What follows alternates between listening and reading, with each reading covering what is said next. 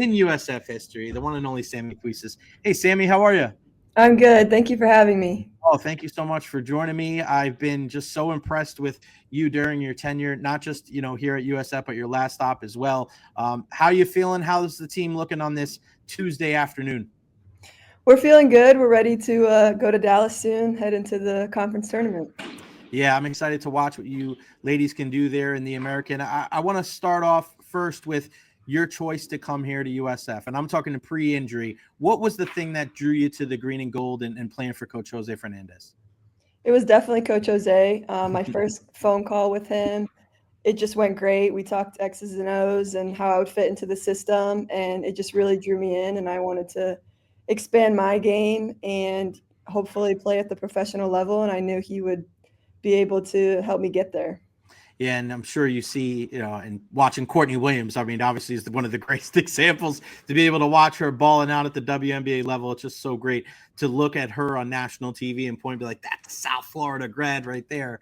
I remember where I was when I found out that you were injured and you were lost for the season. And it's like, I was on air at the time and my heart went into my stomach and I couldn't believe it because there were such high hopes for you and the impact. What was that like, finding out or dealing with the injury and going through that long process and being able to sit on the sideline and watch your team play, knowing that there was nothing you could do? It was tough. I've never been through a long injury like that takes you out for the whole year. But, I believe everything happened for a reason. And I grew in my faith, and I feel like I grew, off the floor, learning from the sidelines, helping my teammates in different ways. And then ultimately, getting my body ready physically and then having a great season this year. So, yeah, everything, it worked out. Everything happens for a reason, right? I mean, it's just that's the way kind of life is, and you're going to learn that as as you get older as well. Sammie, what got you? How'd you? When I'm talking about your shot, because told somebody the other day, Sammie doesn't need much space, and you're not one of those people that you're just a set shooter or you need to shoot off the dribble, or you get any inkling of space, and you're letting one loose. How did you become such a proficient shooter? Was this something as a kid that how did that work ethic turn into what you are right now, which is one of just the most dynamic shooters in the country? Yeah, it really started when I was really young. Both my parents played basketball in college, so they kind of knew what to do, but I was just under the hoop, always working on my form every day. And that started since I was 7 years old. Wow. Even when I wasn't strong enough to get it to the rim, my dad was like, we got to have perfect form. Eventually, you'll be strong enough. They weren't letting me shoot like that. No heaves, right? No, so and then in high school, we got a shooting machine, and I was just on that thing every day, getting 300 to 500 shots up every day, and so it's been a long time coming, and yeah, I worked on getting my release quicker and quicker. Teams start to face guard and do all these different things, so getting my shot quicker really helped. When did it change from your parents working with you to you kind of taking the bull by the horns, for lack of a better term, of when did you start going out shooting by yourself without mom and dad and just going all right, if I'm going to do this, I'm going to do this on my own and I'm going to continue to perfect my shot? Throughout high school, my dad always wanted to be with me, and my older brother also. So we always went to the gym together. So it didn't really start until college when I was on my own, and I knew I needed to, get in the gym by myself. Yeah, that's amazing because it's just you get into a habit, right? You get into that repetition of who you're working out with, how many shots that you want to get up. What does your routine look like? Well, I'll ask you on a game day, but what does your routine look like on a practice day first as you get ready for, working out that day? For example, right now, I went with my assistant coach and we just got up 200 shots. Starting with quick, short shots around the rim and then expanding all the way out to deep threes and then finishing with free throws. Just having something consistent like that 3-4 times a week has really been beneficial. What about on game day? What's your kind of, do you have a habit? And we'll go pre-basketball too. Do you have the same thing you eat for breakfast, lunch? How does a game day look like for Sammie Puisis?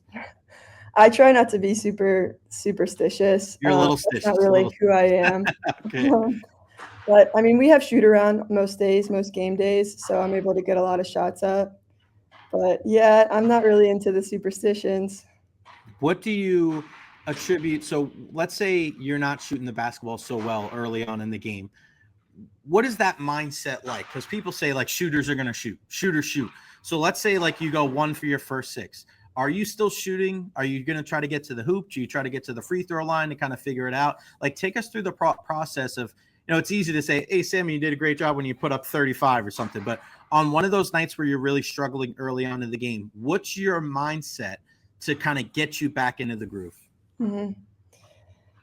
Yeah, it's tough because not every night you're going to shoot great. Probably, trying to attack the rim, get to the free throw line so I can just see the ball go in. But I've always had a couple games that, nothing fell.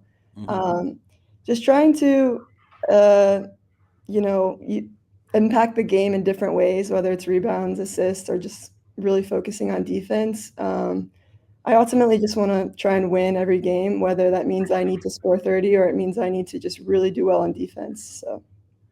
Who was the one player? Did you model your game after anybody growing up, or if not, who was kind of your role model when it comes to women's basketball? Growing up, I used to watch UConn a lot. I really liked watching Katie Lou Samuelson. I thought Yeah, we were pretty similar. But when it came to like drills and stuff, I was always watching Steph Curry's ball handling and shooting, pregame stuff to learn from him. I mean, the greatest shooter of all time. Do you agree with that? Yes.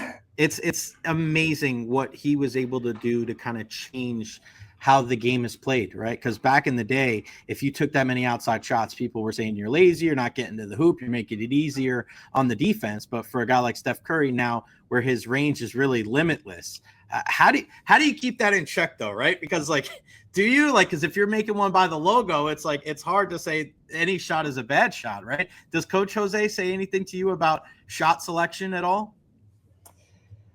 Um, there's times where he's like, let the game come to you. Right. Like we're gonna run stuff. Let's get a good shot. If I'm shooting some deep ones early on, but once he knows I'm feeling it, no, any shot he's letting me take. He steps back. Hey, do your thing, whatever works. What is it about Jose? So you said that he was the main reason why you came to USF, but getting to know him, being on the court with him, practice, road trips, like what is it about Jose Fernandez that allows him to be at a school for over 2 decades and to have so much success and to be one of the most respected coaches in college basketball?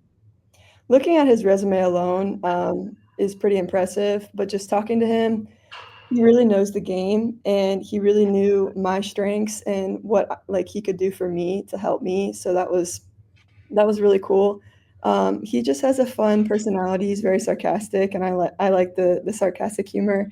And I just think he's very direct, and I want someone that's really going to coach me and tell me how it is. So it was Yeah, a good fit. I love that about Jose. He's not, and it doesn't matter who you are on the team. He's going to let you hear it if he doesn't think that you're bringing it to the table. One thing that I really enjoy about your team is that there's so many different young women from different backgrounds. Coach Jose, as soon as that season's over, he's on a plane, he's gone, he's over in Europe, and he's networking and he's bringing in women from around the world. How do you build that chemistry, right? Is that because I think it's such a unique process. You play some of these teams where you'll go on the road and, let's say you play a team from Texas. Well, a lot of the girls are probably from Texas or Oklahoma or surrounding states. You play USF every year. You don't just pick a country in Europe and you probably got a young lady from there. I mean, what is that like building that chemistry early on in the year with women from so many different backgrounds? It was a change. I'm the only player from the U.S. right now that's like playing. Wow. So it's kind of crazy. A lot of different accents. Everyone's speaking different languages. It was tough at first. There's like a language barrier at Mhm. times, but it's been really cool to get to understand all their different cultures and backgrounds. It's been fun. I think the style of play over there is very different, Right. so they kind of bring a different element to the game over here. But it's challenging at first, I would say, just with the language barrier. But other than that, it's been awesome. One thing that I love about women's athletics when it comes to college, and I was talking about this with softball the other day with Joseph Foreman. And ironically enough, I've seen a lot of videos from Gino Auriemma, the longtime head coach of UConn and really good friend of Jose Fernandez. And the attitude of a female athlete in college and the way that she has to be a great teammate, regardless of what the circumstance is like. Take us through that mindset. And I wish that, it didn't have to be, I wish that the men were a little bit more like this, but it just seems like wherever I'm at, whether it's basketball or softball, soccer, lacrosse, it just seems like the disposition from the female athletes, especially at USF, because I'm there the most, is just, even when they're not playing well, the attitude is up, the teamwork and the sportsmanship is up. What is that like, knowing that you have to be on at all times? And that's a huge part of, getting opportunities and being successful. Yeah, I would say it's just like, for me personally, just try not to get too high or too low.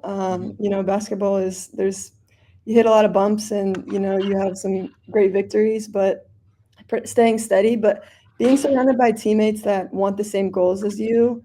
You see teammates on off days shooting, and it makes you want to get in there and shoot too. So I just think having teammates that really want to be successful, it makes like everyone around them better. I was in New York. I go to New York every year for the holidays. My family lives up there, and I was sitting on the couch with my 3 nieces. They are 6, 5, and 4, and we were watching the game against Duke. And it was so great to be able to watch them yelling. I mean, they don't really know any better, right? But I'm babysitting the 3 of them, and we're watching you ladies against Duke, and you're just blistering and battering a top 10 team in the country, and these little girls were going crazy, making sure you guys were making shots, and they were yelling, "Go Bulls!" They're running horns up. Like, what was that game like for you guys to just like? It just seemed like you were firing on all cylinders. It was just one of the games that'll always stick out to me, not just because you guys won, but who I was watching the game with. It was so fun, especially being a home game. We had great energy, a great crowd. We just know that we can compete with those types of teams. So, we went into the game fearless. We're not afraid of them. We're confident in the work we put in and everything. But yeah, that was a memorable win for sure. What does it mean to you to know that? And we see this now, like with lacrosse joining this year, to know that you're making such a profound impact on the girls in the Tampa Bay area that want to play basketball. I mean, you hear them at the games. Like, do you understand that? Like, I know it's maybe tough because you're in it and you're playing, but when you look out into the crowd and you see little girls and they're cheering for you when you're making a 3 from I-75, like, what does that mean to you, knowing that you're making an impact on the next generation? I get it, because that was me when I was a Right. little girl. I went to the Ohio State games and Xavier games, wanting their autographs and pictures with them. And they inspired me to keep playing basketball. So I just want to do the same for the girls, coming to the USF games. It's special. It certainly is. And what I want to ask you too is, I know early on, I mean, you look at what you were able to do this season. You're able to play UConn. You're able to play Louisville and TCU and South Carolina, right? And okay, if you don't win those games, you don't win them. But the experience of playing those teams early on in the season is something that Coach Jose has done for the last couple of years. His out-of-conference scheduling is it's up there with some of the best. How does that get you ready for, as we get closer and closer to the post, getting into the conference tournament and hopefully getting to the NCAA? How does that early season scheduling against those top teams, even if you don't come out on top, help you as you go forward? They definitely help. And those are the types of games that I want to play, and I wish we could play all throughout the year. Mm-hmm. I think going into the NCAA tournament, knowing, we got to win, and we competed with those types of teams, it gives us confidence. But also, like, those early on games prepared us for, the types of games we will possibly see in March. So, what do you like to do, Sammie, on your downtime when you're off the basketball court? I have a little dog. Oh, nice. What kind of dog? Shepherd. Oh, wow. So I spent a lot of time with her and just, family and friends. What's Sammie's like pizza order? If you could get anything on a pizza, what would you like? Probably pepperoni. You're just simple, right? I'm the same way. I'm a pepperoni guy myself. If you could go to dinner with 3 people, dead or alive, who would it be? Oof. That one is I've gotten asked that a couple of times. I'm a big Justin Bieber fan, Okay. so that would be fun. Mhm. I'm also Catholic, so I would love, sitting with Jesus Christ. That would be Oh, amazing. nice. Great And I would answer. say Steph Curry, expand my game, talk to him about all the memories he's done. Who So, do you think would dominate the conversation between you, Steph Curry, Jesus, and Bieber? What would you guys talk about? That would uh, be honestly, I would want all of them to, right. equally talk. They would talk about the jump shot, right? Who had the best jumper? I'm sure Three very Jesus. different topics. You got that right. All right, what's the goal for the rest of the year, Sammie? Obviously graduate. Your time at USF is coming to a close soon. Hopefully, it won't be for a while, but I mean, just what's the goal over these next couple of weeks as you ladies try to push forth and win the conference championship? We just, we've had a couple of bumps these past couple of weeks, but we're regrouping and we're just trying to get prepared, bring all the energy and excitement to Dallas, and just be prepared to get 3 wins. That's our goal is to, get the ring and get to the NCAA tournament. Yeah, that would be fantastic. Sammie Puisis, South Florida sharpshooter, one of the best shooters in school history. Sammie, continued success. You've made such a profound impact and impression on everybody here in the Bay Area. Keep shooting, even if they're not going in. Get to the basket, get to the free throw line, and continue representing the green and gold in the great way. You make everybody in the Tampa Bay area very proud to represent, to support the Bulls. So thank you so much for your time. Best of luck. Safe travel. Say hello to Coach Jose for me, and we'll talk to you again soon. Thank you. You got it. Great stuff.